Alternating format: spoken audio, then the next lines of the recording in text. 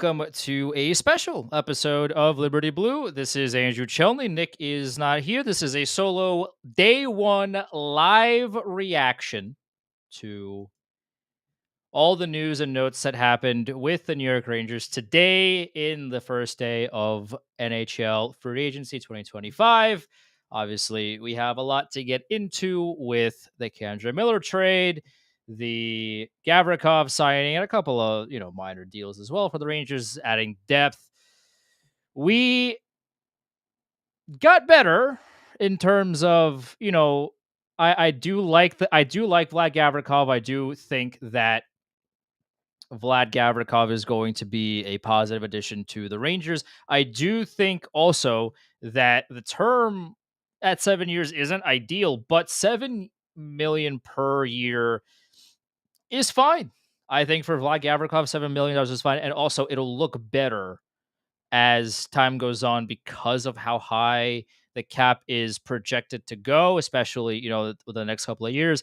I think we as fans should be shifting our thought process a little bit to the money that we are seeing.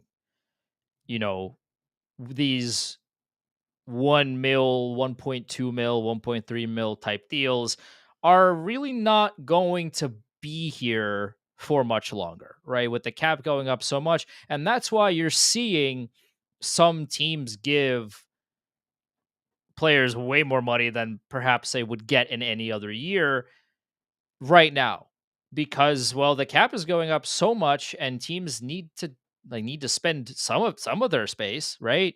So you're seeing, okay, even a team like Philadelphia who gave Christian Dvorak $5.4 million for 1 year. It's like, does he deserve that? Absolutely. Like, no. He's in a normal season, Christian Dvorak is not making $5.4 million. Like, let's be real here. And Philadelphia would never give him a 1 year, $5.4 million contract. It's a strange deal to give out, right?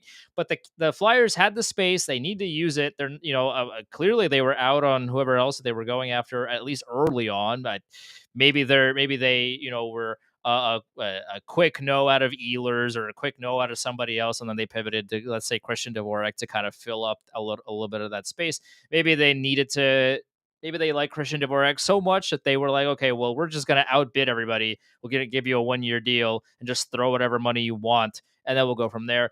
Maybe that was the case, but this is going to be the norm, and we know that because a lot of GMs at the draft and leading up to it, and even now, they didn't really need to trade their bad contracts. Some teams like Colorado still did and still felt they needed to, but a lot of teams that have bad contracts didn't feel the pressure, right? Whereas in years past, flat cap aside for a second, like, there was still a lot of pressure from teams like, okay, you have these, you have X, Y, and Z under bad contract, and you have to trade them for peanuts, or you have to give up an asset to trade them away because you don't have the space. The cap is only going up by a couple million, a few million. You have to move contracts, and you are under immense pressure to do so. And so you saw more movement before, in prior years. But now the cap went up a lot this year, and is going to go up by much more in the years to come. So teams now have still these bad contracts on their team. Yeah, sure, but also they don't feel like they have to move them right now. There's more breathing room for teams with those types of deals. And if, let's say, you're a team like Anaheim with $1 million of cap space, you can afford to give Mikael Granlund a 3-year, $21 million contract. Does he deserve that? Probably not. But you're the Anaheim Ducks. You have so much cap space that you have to spend to at least get to the floor, right? So that these $7 million deals probably, will grant, like, I would imagine year one and year two will be fine with that. Mikhail might be traded at year three, maybe for a pick, or if Anaheim isn't at the level that they want to be, or maybe Grant took a step back and the Ducks need a clear salary, to whomstever team that might end up being. Maybe that's a deal that Anaheim would look to do at the deadline 3 years from now. But that's neither here nor there. I think we really, as fans and as whether you're media or you're a fan or anybody that's around the NHL, we just have to shift focus to what a normal contract is now, because these you know really inexpensive deals, the money is now going to change. What was I know a couple of players are still making like league minimum, which is 775, I think, or somewhere on those lines. That's going to shift to $1 million in just a couple of years, right? Like a million is going to be the absolute cheapest anybody's ever going to make in the NHL in a couple of years, and that number is only going to go up. We as fans and as people involved in the sport, we all have to shift our focus to be like, okay, you know, uh 4 year four even look at what LA gave Cody Ceci, right? 4 years, $4.5 million, which is an outrageously bad contract because Cody Ceci, as famously, cannot defend well at any he's not very good at playing hockey at the NHL level right now. And it's not this is not a hot take for me to say that. It just is what it is. And LA gave him a 4-year contract at $4.5 million, which I don't know why you would do that, but also $4.5 million, like at this point in the NHL cap structure, isn't that much, and it's only going to get even less, right? Even a year from now, 2 years from now, the cap is going to go up pretty well. Let's just say in a couple of in a year or two. So you know the contract for Cody Ceci isn't something I would do, but it's not as bad as it potentially looks. Like if you gave Cody Ceci like $6 million, then it would be a lot worse for sure. But even somebody like Cody Ceci, who I would never give a 4-year contract to, 4.5. You think of it in a couple of years, it's like, that's like it's workable. At least it's workable. I don't know what LA is cooking over there, and I don't know. I don't want to taste it particularly. They traded away Jordan Spence to sign Cody Ceci, and I understand that Jordan Spence wanted to get out. I'm fully aware that he asked for a trade, but that's who you're replacing him with, the guy that can't defend you or me. And again, and whenever I talk about players, like I make sure to say this on pretty much every episode, and I'll do it again here. Like when I talk about players and negatively, especially, I'm not going after the person, right? For all I know, Cody Ceci is a great guy, and this is not about him off the ice. This is not about who he is or whatever. I'm talking about strictly his on ice production. Cody Ceci on the ice cannot defend and doesn't know how to handle the puck, which is, you're over 2 as a defenseman when you can't do your number 1 job and you can't do your number 2 job. So giving him a 4-year deal, I wouldn't do that, but I'm not the GM of the LA Kings. So what do I know, right? But for the Rangers, let's go, once we're getting some people in here now, and let's go into the New York Rangers. So, I think for Chris Drury, he did essentially the best he could. And I don't agree with the notion that they had to trade Kendra Miller. I understand the money's a lot, the term's a lot. I think it was, it was over $7 million a year. Like I think it was 7.5. Like for 7 or 8 years or whatever it was. Like the sign and trade was 8 by 7.5. So it's a lot of money, and I totally understand the hesitation by Chris Drury, especially if he's not in on Keandre Miller fully, to be like, you know what, let's trade him now while his value is high and go from there. I see the vision, and getting a first, a second, and Scott Morrow, a guy who I don't know too much about. He's 22 years old, but apparently people that watch prospects a lot better than I do and know these people a lot better than I do. I saw something where, somebody had Scott Morrow as the best prospect in the Hurricane system. So for the Rangers to get a first round pick, a second round pick, and apparently Carolina's best prospect for Kendra Miller, that is about as big of a win as you can get for Chris Drury. I think the Gavrikov signing is a big win. When Provorov signed his contract for 8.5 a year, I saw people tweeting about, oh well, this is great for Gavrikov because now his contract is going to be like over 9 and all these things. So I was worried. I was very concerned that was going to happen and that Gavrikov was going to sign 7 years at like 9 or 9.5, and that would be a big problem for the Rangers moving forward.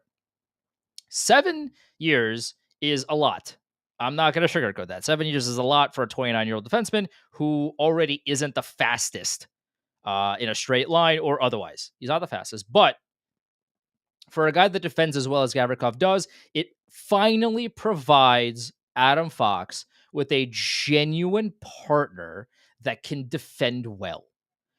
This has been a problem for the entirety of Adam Fox's career, other than like the 4 minutes that the Rangers played him with Kendra Miller, in which case, like we talked about on the episode this past week, that they dominated those minutes. For some reason, the Rangers decided to just never try that again, and then they traded Kendra Miller away. Why? I would love to figure that out for you, but I don't know the answer to that. So you signed Vlad Gavrikov, a guy who is finally going to be the best long-term partner Adam Fox has ever had. Surely.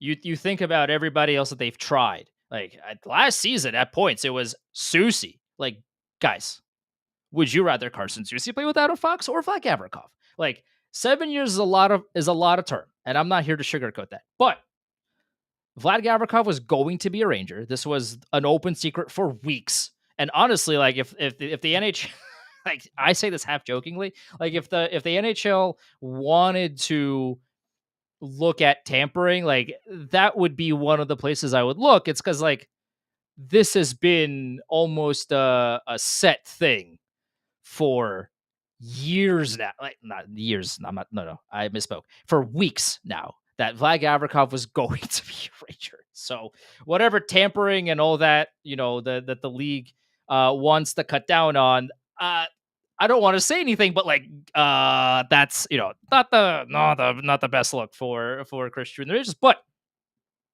the Rangers got their guy in Gavrikov for a contract that was cheaper than I thought it was going to be, that other people thought it was going to be. And that Vlad Gavrikov was the best unrestricted free agent on the market. That's not a hot take. That the market was not great to begin with. Vlad Gavrikov was the best one on the list, and the Rangers did not overpay, and they signed him to a deal that was, a little bit longer than what a lot of fans would have liked, and maybe Chris Drury would have liked, but to get him to just that $7 million per year contract, I would imagine the conversations were that, hey, you give me that 7th year, we'll decrease the term a little bit and call it a day, and that's that. And, by all accounts, it would appear that Vlad Gavrikov really wanted to come here. The Kings really wanted to sign him. I think Detroit wanted to sign him. A couple other teams, a lot of teams would love to have a Vlad Gavrikov on their team.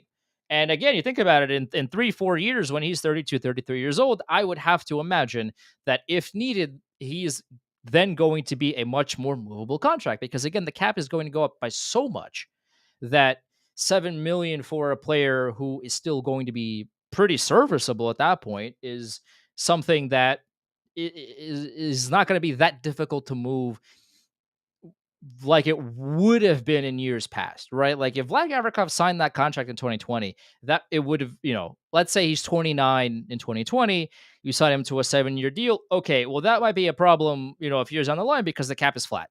Now it's a lot more doable. And I think we all have to shift our thinking to that, because I'm guilty of that. I would, wager that most, if not all people are still guilty of that to some extent, of like, okay, well, we're still in this thought process that $7 million is a lot of money, which it is.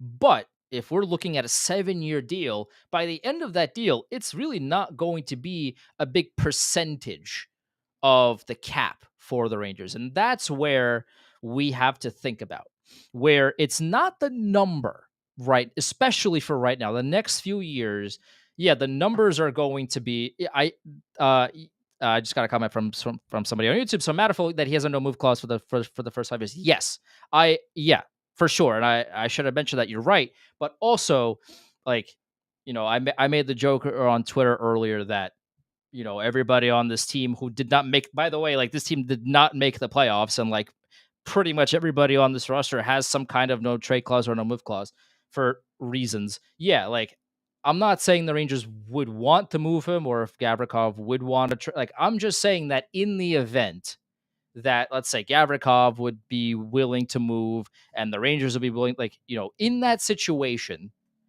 his contract is not staying like it's not locked to the Rangers. It is a movable contract in the event that it needs to be. That's what I'm saying. So yeah, yes, he does have a no move clause for 5 years, which I would imagine again is one of the stipulations for him lowering his AAV. Right? I would imagine that if that was not part of the deal, then he would have wanted 8 or maybe 8.5 or something like that, and the Rangers would have been priced out at that point, probably. So for the Rangers to, I would imagine some back and forth was being had there, and Gavrikov said, "Okay, I'll do 7 if you do this," and Chris Drury obliged, and here we are. So let's go from Gavrikov here to Kendra Miller. Now, I did put out an article about Kendra Miller last week, and talking about Kendra Miller and the problem that the Rangers have to deal with when trading him. Right, if you are going to trade him, who is going to be the puck carrier for this team other than Adam Fox? Because can Gavrikov move the puck? Well, he's not the worst at it, but he's not going to be the primary puck handler, especially if he plays with Adam Fox, right? Okay, well, can Borgen do it? No. Can Susie do it? No. Vakanainen? No. Schneider? No. So you need then to acquire a puck-moving defenseman. In comes the Carolina Hurricanes. And they said, we will take K'Andre Miller. We love K'Andre. Clearly, they love K'Andre Miller. And they said, we will give you because they have 2 first round picks. They have theirs and somebody else's. They have Dallas's because of the Mikko Rantanen trade. We will give you whichever one is the more favorable one, top 10 protected, and there's like some other stipulations in there. If neither can, if let's say for some reason both are in the top 10, so there's some other technical aspects of that don't really matter. We'll give you a second round pick, and we'll give you Scott Morrow, a 22-year-old prospect that, again, as I mentioned a few minutes ago, is according to some people the best prospect the Carolina Hurricanes had in their system for K'Andre Miller. So I envision that because Morrow was in this trade, and because also the Rangers did not qualify Zach Jones, that Scott Morrow will be on the opening night roster for this team. It would be a shock to me if guys like, if everybody that's currently on the blue line core stays over Scott Morrow. Now, I think that the one caveat to that would be, let's say, Scott Morrow starts in the AHL and, like 10 games in, the Rangers are struggling defensively, then he gets the call up. Like, I could see that happening. But I also think Scott Morrow is 22. He's had, he's got a cup of coffee in the NHL. He's played a lot of games at the AHL level. And by all accounts, from again, people that know prospects way better than I do are saying that he looked really good out there. He played really well out there. So my expectation as a result of that is Chris Drury targeted Scott Morrow specifically to be part of this deal so that he could play on the opening night roster or at least compete for a spot. And I think if Scott Morrow doesn't play well enough to make a roster spot, that would be a little bit concerning. He is 22, so there's still room for him to grow. But if you're 22 as a defenseman in the NHL and you're still not quite there to beat Urho Vakanainen and Carson Soucy for a roster spot, then that tells me more about you than anything else.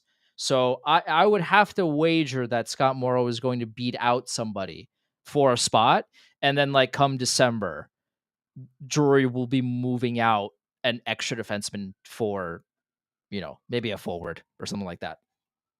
So I think by all accounts, Drury gets an A as a grade for this free agency. Now, the Rangers still need a 3C, and they have like $1.4 million of cap space, I think, or something along those lines. As a ambulance comes by, makes a cameo here. So they don't have a ton of space, but they need to get somebody because, again, Nick and I have talked about it on the show before. As this is daily faceoff is very blinding and very very white. Blinds my face considerably and makes me very much whiter than I already am. Currently it's Parsonen with Berard uh and uh and Brendan Othman. I got a question from Dimitri about the picks from Kendra Miller. Yeah, so the Rangers got a conditional first. They get the better of Dallas and Carolina's first round pick next year because they have two. They're both top 10 protected. In the event that both Carolina and Dallas are miserably bad next season, which I don't foresee happening, but in the event that they are, there's like some other technical stipulations that, for the purpose of this conversation, don't particularly matter. So we'll leave that aside. They also got a second round pick and also Scott Morrow. So the question that I have with Chris Drury now is, okay, well, you got Gavrikov, you traded, if you were going to trade Keandre Miller, this was pretty much the best you could do. I think that like you were not going to get a better offer from pretty much anybody else. Like this was about of a big of a home run as you could get without just keeping Kendra Miller. Now, at points in the over the course of this past season, I've tweeted about it. Kendra Miller can be a great player. He could also be an unreliable player. And at times, I thought it was best to trade him. And at this point, it's like I didn't disagree per se with trading Kendra Miller. I thought my thought process is, okay, I'd rather keep him over like Borgen, Susie, and all those guys. But Kendra Miller clearly wanted, one, more money than those guys. Two, if he continues to be unreliable, he's not worth that contract, and then you can't trade him. So then you're stuck. So I understand the thought process from Drury of, okay, I need to trade Keandre Miller now because he's 25. His highs are really high, as I wrote about in the article, but also he's inconsistent and sometimes unreliable. So can I give him an 8-year contract for a guy that I don't know which version of him is going to be out there on a game to game, shift by shift basis? And clearly the answer that he gave was no. So you trade Kendra Miller for, again, this was, if you have to trade him, this was probably the best offer, the best return you could have gotten. You got a first round pick, a second round pick, and also apparently Carolina's best prospect. So now you can do some stuff. But the question now that I have is who's going to be the third line center? Because Daily Faceoff has it as Mika Zibanejad right now. I don't think Mika Zibanejad is going to play third line center.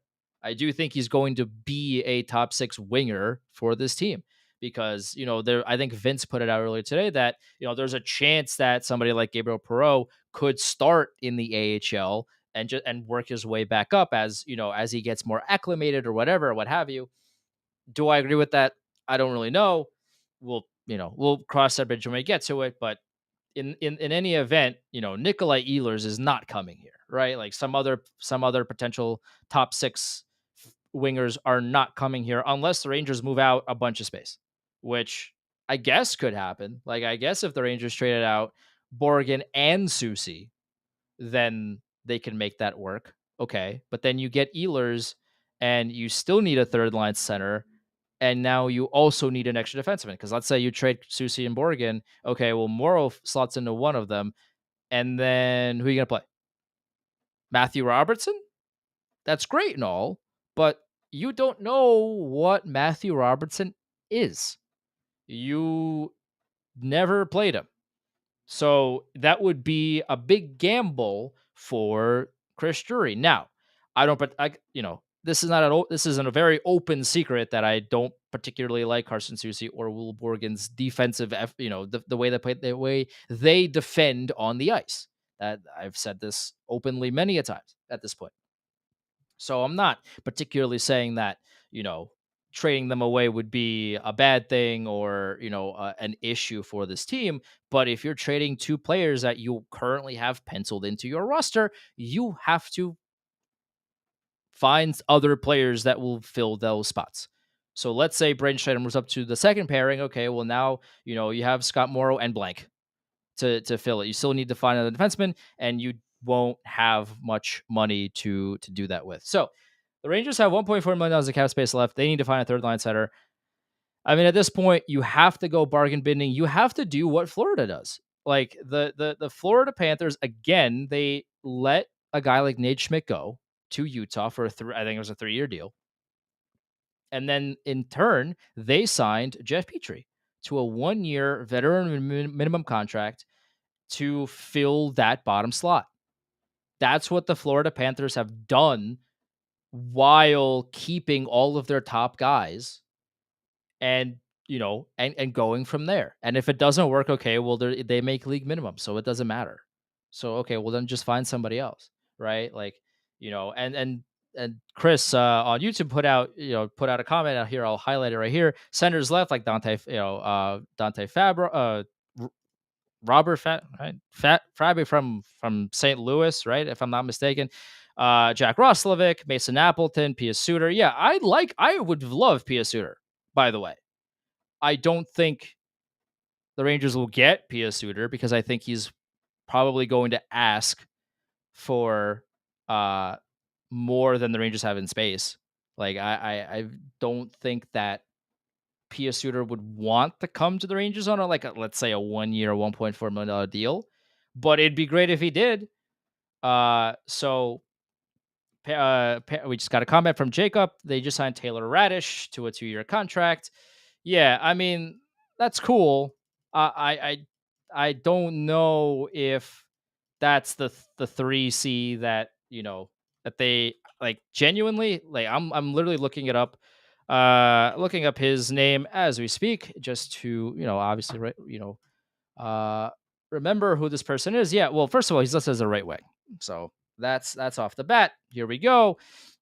Yeah, I mean, he played in Washington last season, and he was, he did pretty well, 27 points.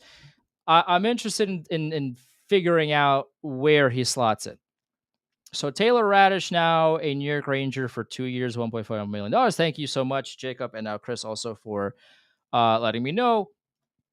Yeah, I don't know. I haven't seen too much of him, so I don't. A thing about me, you guys, that you have to understand too is like I will never lie in terms of if I don't know specifically about a player, I won't pretend to know that I know about a player. I don't know a whole lot about Taylor Radish. I know he's been a forward in the NHL, and I can even look up because I'm subscribed to Jay Fresh's page, his Patreon, I should say. So I could look up Radish's underlying metrics just to see, just as a glance, and it looks like can I share my screen? I can actually share my screen. Look at that. Let's see.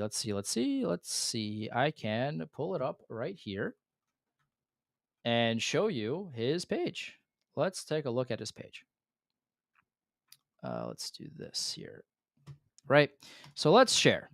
So right now, just by looking at his page, by his J Fresh's page, it looks like he's a good 5-on-5 guy who doesn't contribute too much else. Like he takes a little bit more penalties than we would like.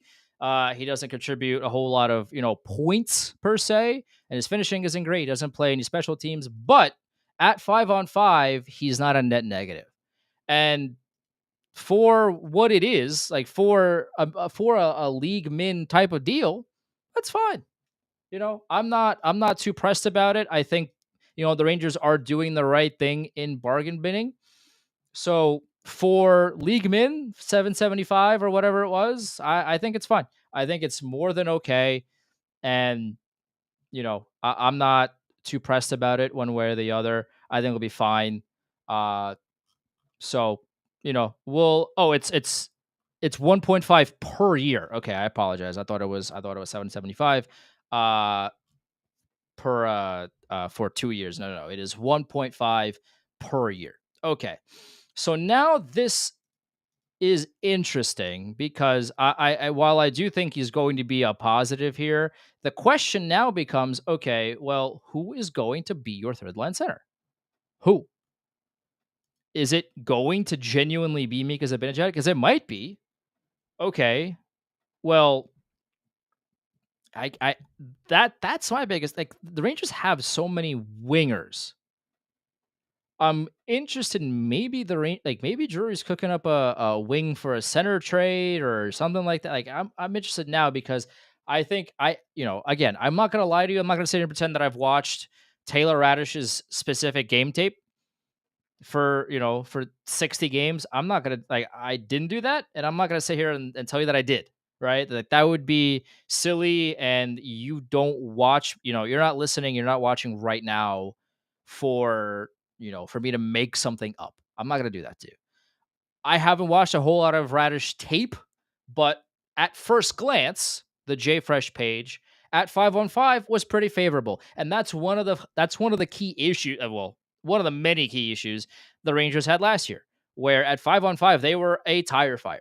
So if Taylor Radish could provide some secondary scoring while not being a tire fire at 5-on-5, which his analytics are suggesting, then that's fine. It's totally fine. And again, 1.5 mil even now is pretty all right.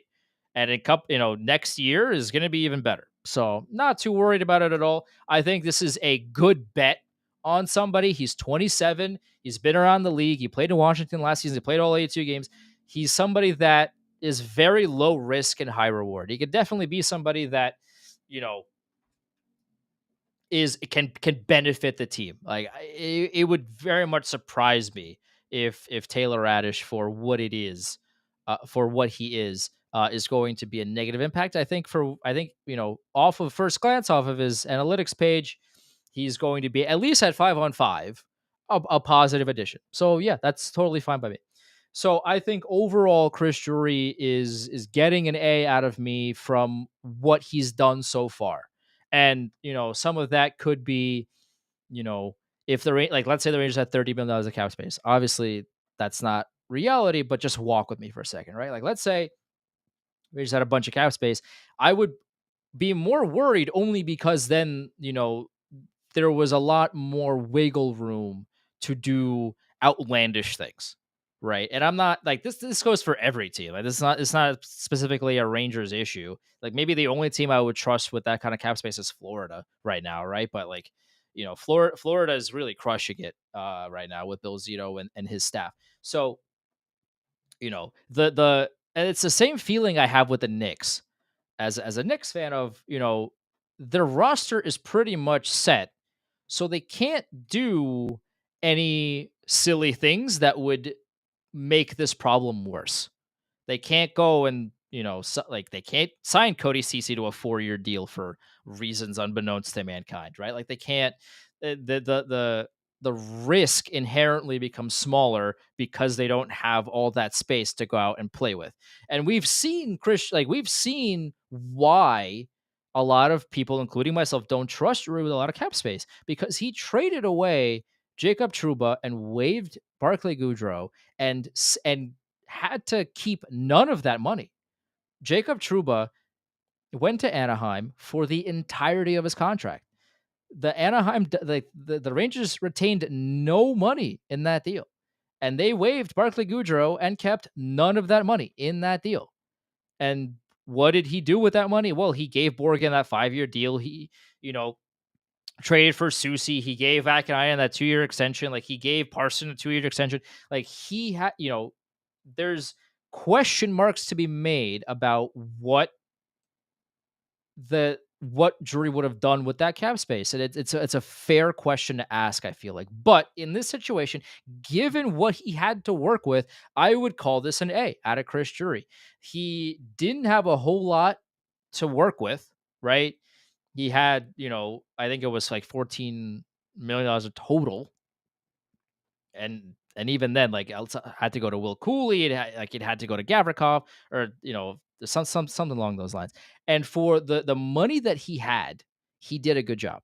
He didn't give anybody this ridiculous contract, right? Even even with Gavrikov, it's like, yeah, 7 years is a good amount, but uh again, he was the best defenseman uh available on the market, and for the $7 million AAV, you gotta it's a give and take. So you got to find a compromise somewhere, and that's what the Rangers had to do. So we got a question on Twitter from Lou Adam Wardle Lou 30. What's going on, Lou? He asks, would you rather add a middle six forward now with, at this point, this was about an hour and a half ago, with our, $3.5 million of cap space right now, which obviously is not that anymore, but, regardless, or wait till the deadline and let that number balloon higher and add a middle six forward then? I like it's a difficult question. I would probably like to add a forward now, only because, like, you can't run the same team back. You can't. And it looks like they are, because they just signed Taylor Radish, and that definitely bolsters the middle six, right? Like, that definitely makes it a little better, like, for sure. That's something that Taylor Radish is going to be a positive impact on the third line, right? Like, if the fourth line, let's say, is Edstrom, Carrick, and Rempe, then the third line now becomes, let's say, Berard, Parsonen, and Radish, which is better than Othman at this stage right now. Or it could go Berard, Othman, and Radish, and Parsonen becomes the odd man out. I don't know how that's going to work. It's strange to me that the Rangers sat Parsonen for like a month after trading for him, and then they were like, "Oh, we forgot about this guy. We should give him a 2-year extension, because he's here." Yeah, no, that didn't make a whole lot of sense to me. If you like the player, maybe you should play him.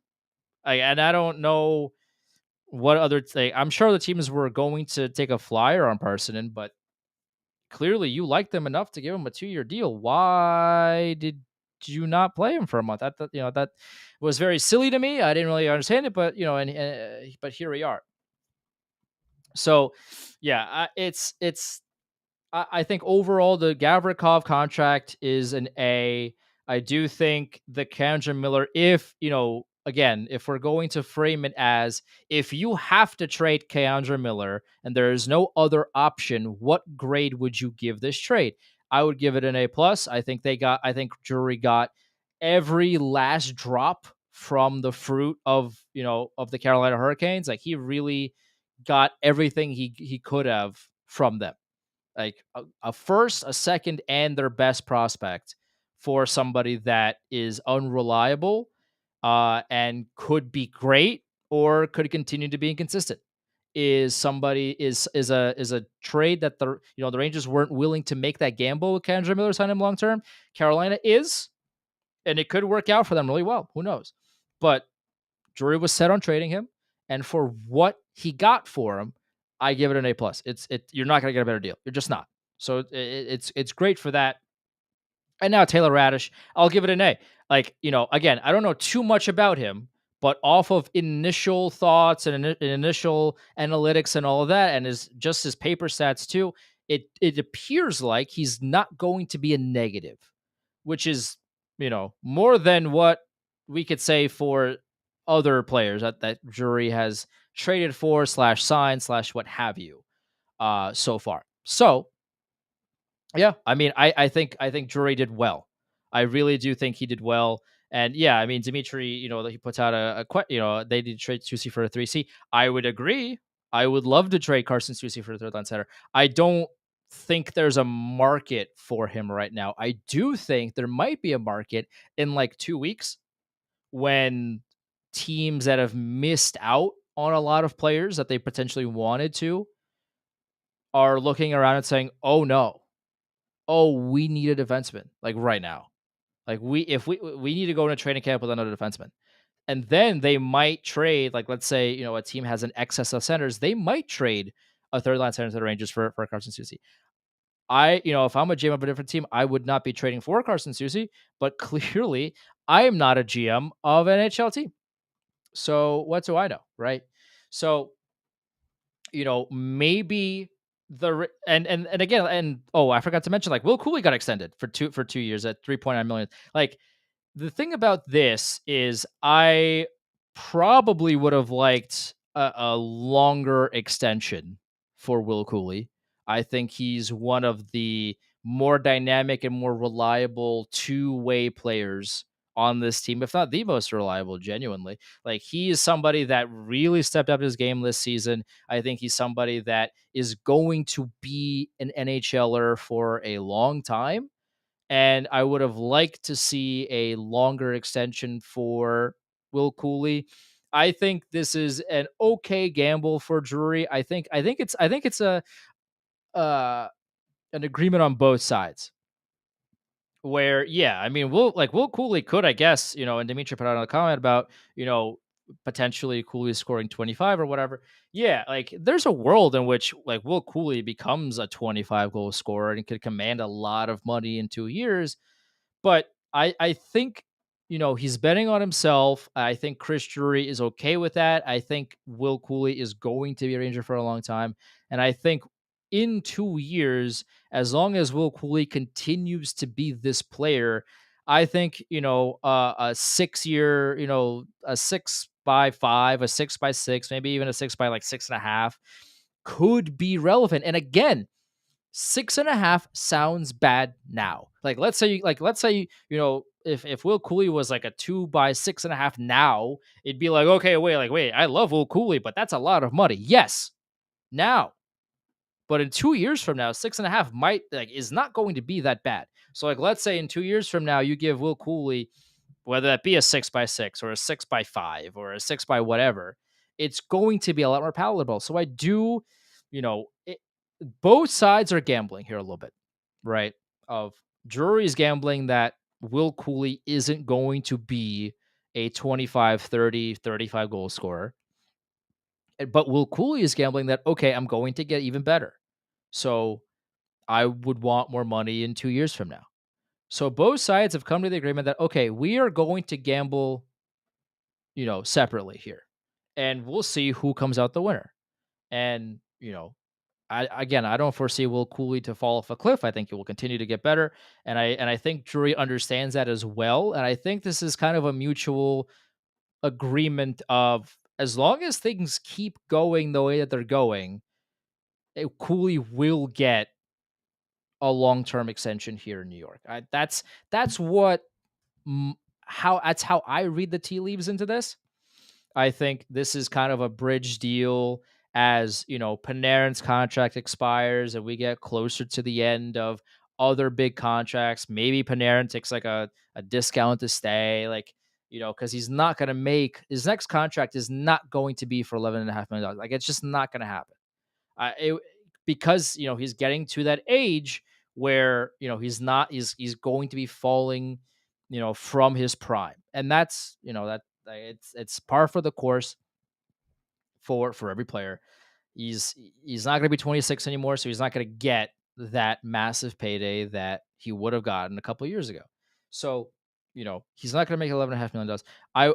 Maybe he stays, maybe he doesn't. We'll cross that bridge when we get to it. When it gets closer to the end of the next season, we'll, that'll be a conversation. It might be a conversation at the deadline. Like, if the Rangers continue to be out of the playoff picture, and they look around and say, okay, well, we have to trade Panarin now, because if we don't, then he's going to walk. And that's like, you can't just let Panarin go for nothing. So I think, we're going to learn a lot about the future path of the Rangers come the deadline. If they're in a playoff spot and, they're looking okay, and, maybe they buy and, and really go for like that one last hurrah with this current core, then, because with every year, it only gets harder, right? Because the core only gets older, and, house only continues to fall apart as it ages, right? That's par for the course.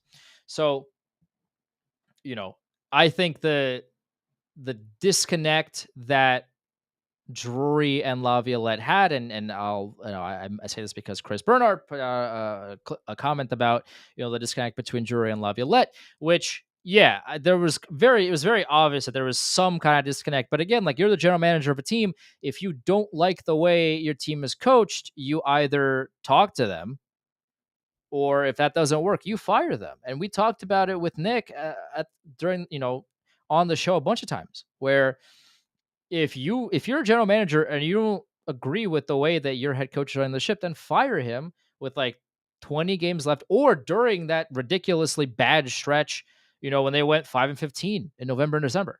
Fire him now, and put in Dan Muse, put in Michael Pekka to be the interim coach, and see where that takes you. And and Nick mentioned it on the podcast this week. It's like, okay, well, if they do a good job, and you have to decide between whomstever you put as the interim and Mike Sullivan, that's a good problem to have. He didn't do that, and that's also on him. Like, Drury has some blame there for waiting too long to figure that out.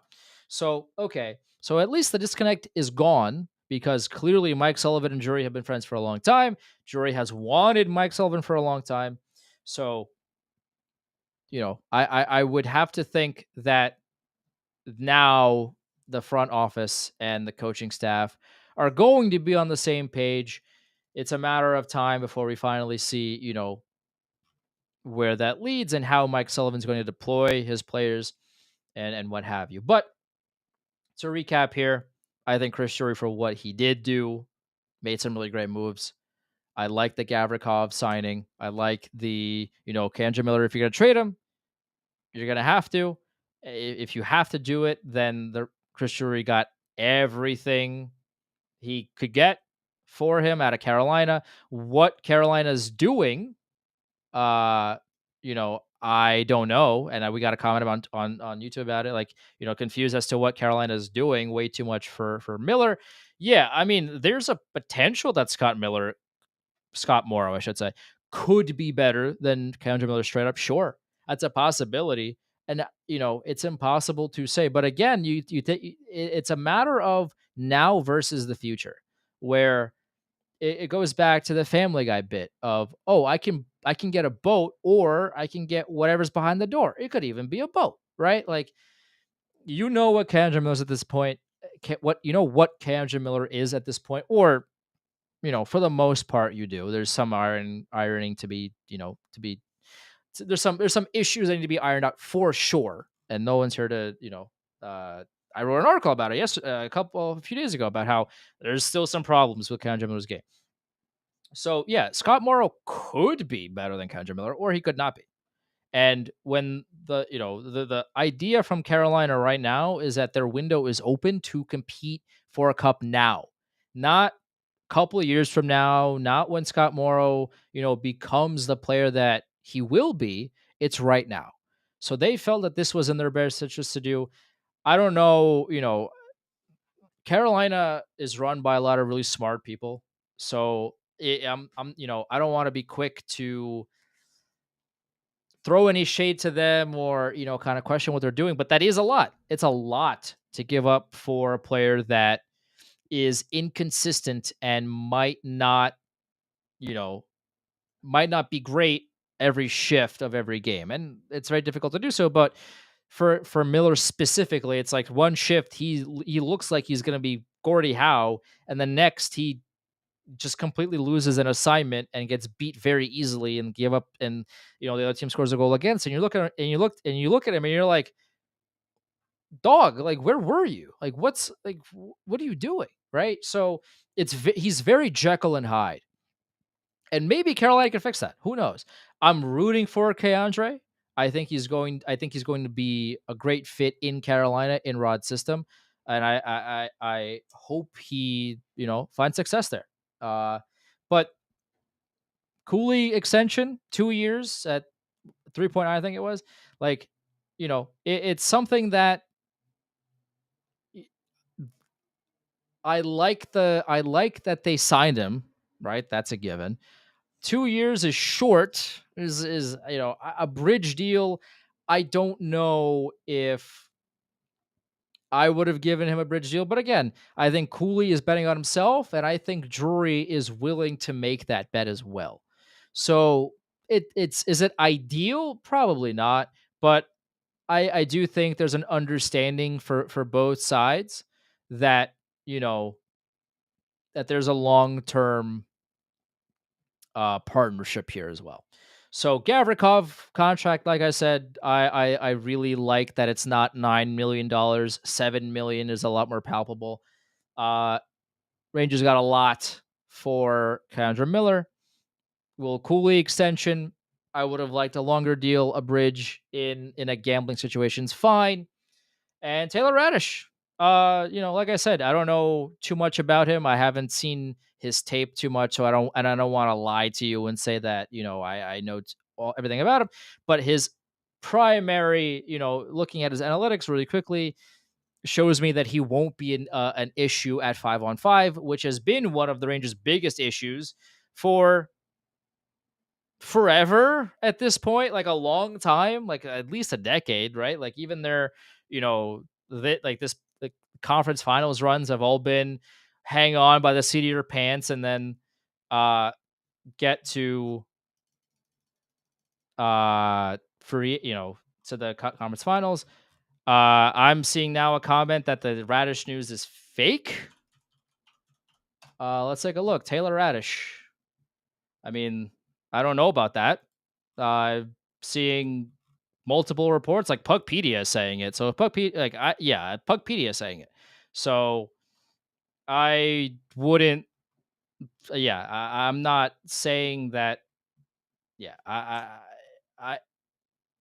I don't think that's fake news because I see it on Puckpedia.